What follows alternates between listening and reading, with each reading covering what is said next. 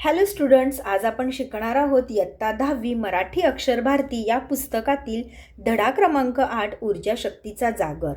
ऊर्जा शक्तीचा जागर या धड्याचे लेखक आहेत डॉक्टर रघुनाथ माशेलकर. डॉक्टर रघुनाथ माशेलकर भारताचे प्रख्यात शास्त्रज्ञ पद्मभूषण यांनी या पाठात त्यांच्या लहानपणीच्या काही भावूक आठवणी आपल्याला सांगितल्या आहेत. वडील वारल्यानंतर त्यांच्या आईने कष्ट उपसून अत्यंत प्रतिकूल परिस्थितीत त्यांना शिक्षण घेण्यास कसं प्रवृत्त केलं, युनियन हायस्कूलमधल्या शिक्षकांनी त्यांच्यावर योग्य ते संस्कार कसे केले आणि आई व शाळेतील शिक्षक यांचे हृदयाला भिडणारे चित्रण या पाठात त्यांनी आपल्याला सांगितलेलं आहे. पहा तर मुलांनो, शाळा आणि शिक्षक असा विषय निघाला की मला माझी मुंबईतील शाळा आणि शालेय जीवनातील शिक्षकांची आठवण येते. गिरगावातील युनियन हायस्कूल आणि माझ्या शाळकरी वयात आपुलकीनं संस्कार करणारे माझे Bhave sir, Joshi sir, Shirke sir या साऱ्यांचे माझ्यावर फार मोठे ऋण आहे. म्हणजेच काय म्हटलेलं आहे डॉक्टर रघुनाथ माशेलकरांनी की शाळा आणि शिक्षक हा जर विषय काढला की प्रत्येकाला काय होतं, शाळा आणि शिक्षकांची आठवण यायला लागते. म्हणजे जो तो आपल्या जुन्या आठवणींमध्ये हरवून जातो. त्याचप्रमाणे त्या शाळेतले जे काही त्यांच्यावर संस्कार करणारे Bhave sir, Joshi sir, Shirke sir यांचं जे काही त्यांच्यावर मोठे ऋण आहेत, पण त्याच वेळी हेही सांगितलं पाहिजे की या शाळेशी आणि या संस्कार देणाऱ्या शिक्षकांशी माझा जो संपर्क आला तो जिच्यामुळे आला ती माझी परमप्रिय आई आणि माझे मामा यांचे ऋण मी कसे व्यक्त करणार. म्हणजे शाळेतले शिक्षक यांची तर माझ्यावर खूप ऋण आहे, पण त्या शाळेत शिकायला पाठवणारी माझी आई आणि माझे मामा यांचे ऋण मी कसे व्यक्त करणार. आई हीच प्रत्येक मुलाची पहिली शिक्षक असते. माझ्या बाबतीत तर आई ही माझी केवळ शिक्षकच नव्हती तर माझे सर्वस्व देखील होती. आमचे मूळ गाव दक्षिण गोव्यातील माशेल. माझे बालपण तिथेच गेले. माझे मामाही याच गावातले. तिथल्या एका मैदानावर खेळल्याच्या आणि पिंपळकट्ट्यावर बसून निवांतपणा अनुभवल्याच्या पुसटशा आठवणी माझ्या मनात अधूनमधून वाऱ्याच्या लहरीसारख्या येत असतात. म्हणजेच काय, जे आपले लेखक होते त्यांचं मूळ गाव दक्षिण गोव्यातील माशेल होतं आणि त्यांचं बालपण देखील तिथेच गेलं आणि त्यांचे मामा त्या गावातले होते आणि तिथल्या एका मैदानावर पिंपळकट्ट्यावर बसून निवांतपणा अनुभवल्याच्या ज्या काही पुसटशा आठवणी त्यांच्या होत्या त्या वाऱ्यासारख्या लहरीसारख्या येत होत्या. माझ्या वयाच्या 6व्या वर्षी माझे वडील वारले. बरं का मुलांनो, वयाच्या 6व्या वर्षी म्हणजेच काय, अगदी लहान, म्हणजे नुकतंच त्या विद्यार्थ्याला, त्या डॉक्टर रघुनाथ माशेलकर या मुलाला त्यांच्या वडिलांची समज आली असेल तोपर्यंतच त्यांचे वडील वारले आणि आम्हाला उदरनिर्वाहासाठी आमचे माशेल हे गाव सोडावे लागले. मी आणि माझी आई मुंबईत येऊन पोहोचलो. गिरगावातल्या खेतवाडीतील देशमुख गल्लीमध्ये मालती निवासातील पहिल्या माळ्यावर छोट्याशा खोल्यांमध्ये आम्ही मायलेक राहत होतो. म्हणजे जसे त्यांचे वडील वारले तसं त्यांनी त्यांचं माशेल गाव सोडून कुठे आले, उदरनिर्वाहासाठी मुंबईत आले. आर्थिक परिस्थिती पूर्णपणे खालावलेली, दरिद्र्याशी संघर्ष करणारी माझी अल्पशिक्षित आई अल्पशिक्षित, तिला फारसं नॉलेज नाही आणि शिक्षणासाठी आसुसलेला, पण कोणतीच फी भरणे शक्य नसल्याने शाळेत कसा जाऊ.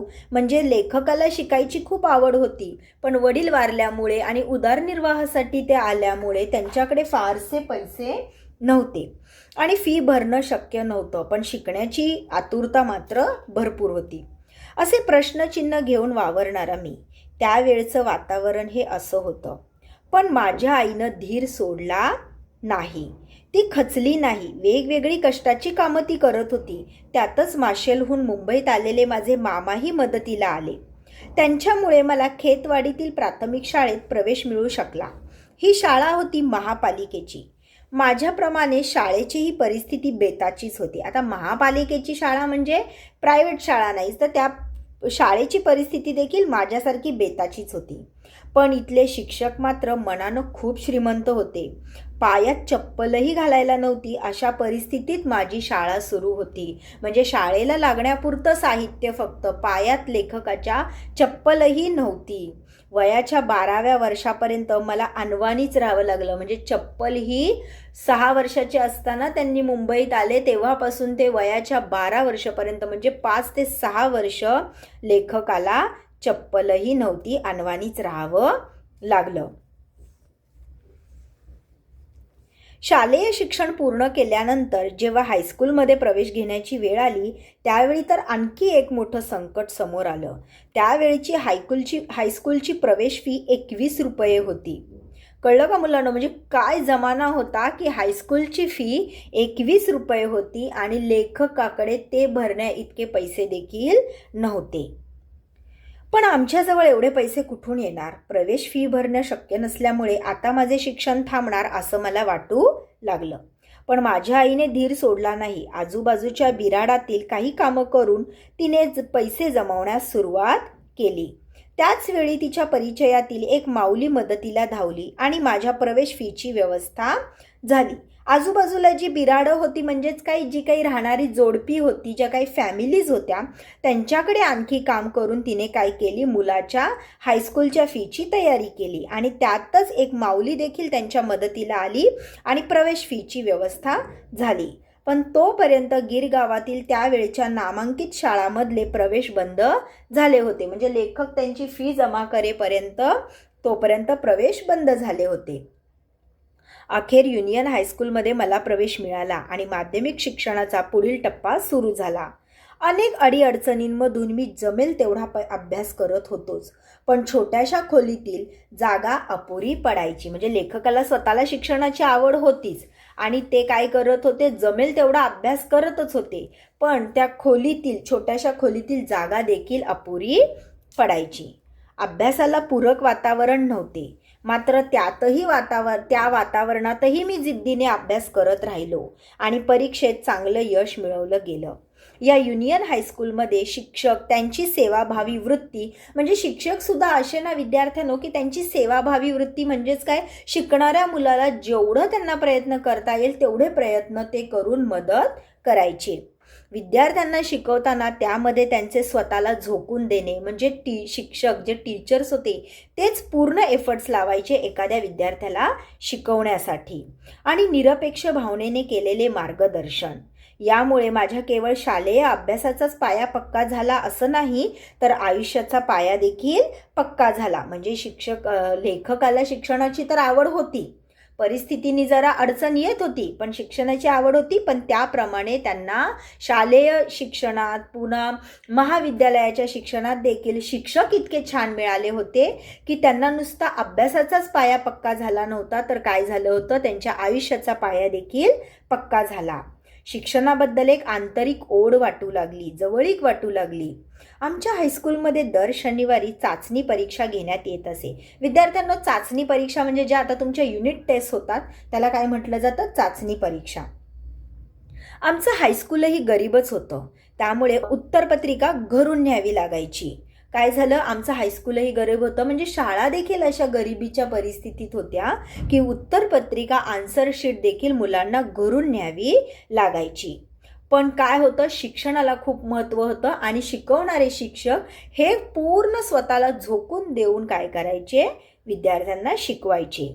त्यावेळी तिची किंमत फक्त 3 पैसे असायची. आपल्याला कदाचित पटणार नाही, पण तेव्हा दर आठवड्याला हे 3 पैसे उभे करताना देखील माझ्या आईच्या डोळ्यात पाणी उभं राहायचं. म्हणजे स्वतः उत्तरपत्रिका घेऊन जायचं आणि त्याच्यासाठी लागणारे पैसे जमा करण्याचं काम, जे काही 3च पैसे होतं, 3 रुपये नाही बरं का विद्यार्थ्यांनो, अगदी 3 पैसे. तेव्हा पैशांचा जमाना होता, पण ते उभे करताना देखील त्यांच्या आईच्या डोळ्यात पाणी उभं राहायचं. आजही हे आठवलं की माझ्या अंगावर काटा उभा राहतो. तिने माझ्यासाठी प्रचंड कष्ट केले, पडेल ते काम केले. काँग्रेस हाऊसजवळ काही काम मिळणार आहे असं समजल्यान एकदाच ती तिकडं गेली. रांगेत उभी राहिली तशीच ताटकळत. पण त्यावेळी तिला सांगण्यात आलं की फक्त 3री किंवा त्यापेक्षा अधिक शिकलेल्यांनाच काम दिलं जाईल. आणि लेखकाची आई कशी होती, अल्पशिक्षित होती. त्यामुळे काय झालं, हे ऐकून अर्थातच ती नाराज झाली, घराकडं मागं फिरली.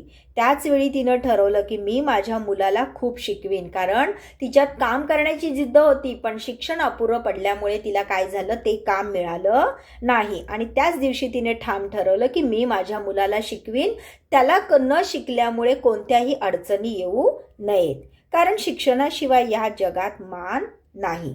तिनं प्रत्यक्षात केलंही तसंच. माझ्यासाठी तिनं घेतलेलं कष्ट मी कोणत्या शब्दातून सांगू.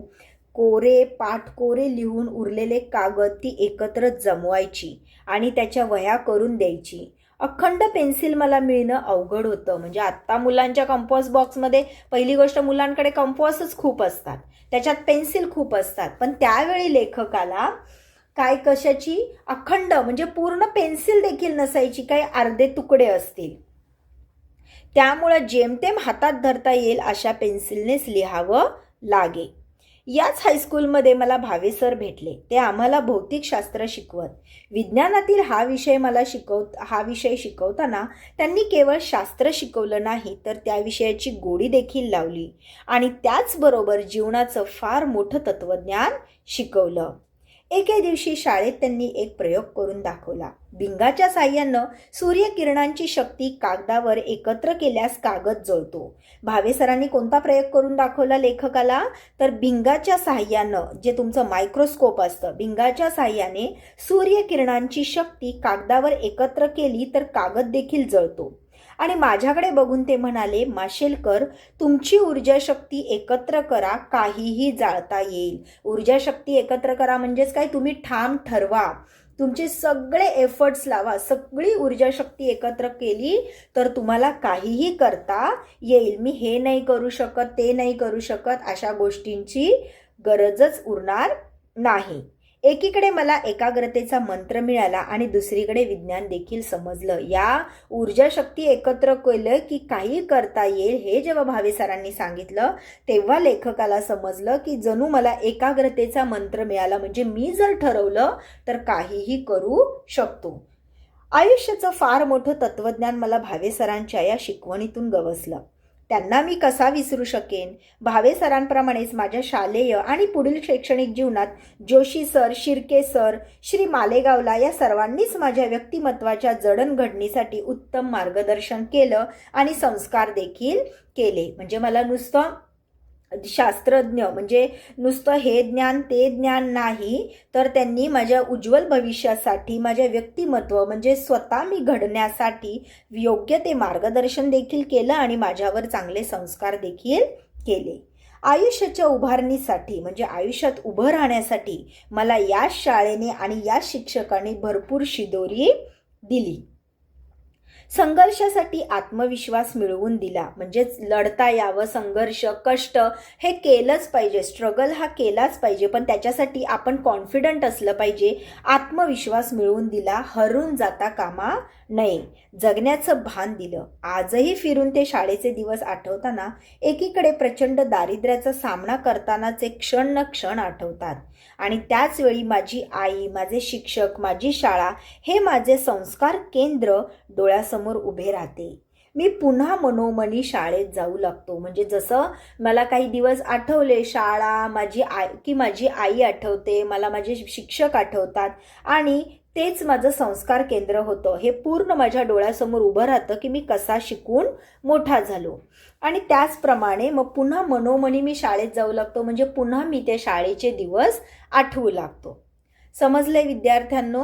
अशा प्रकारे डॉक्टर रघुनाथ माशेलकर यांनी ऊर्जा शक्तीचा जागर म्हणजेच काय की एका विज्ञान शिकताना आपण देखील संघर्ष करण्यासाठी, स्ट्रगल करण्यासाठी आपली सगळी ऊर्जा जर एकत्र केली तर आपण देखील काही करू शकतो, हे या पाठातून सुंदरपणे आपल्याला सांगितलेलं आहे. चला तर मुलांनो, आपण नवीन लेसनकडे नक्कीच भेटू. थँक्यू.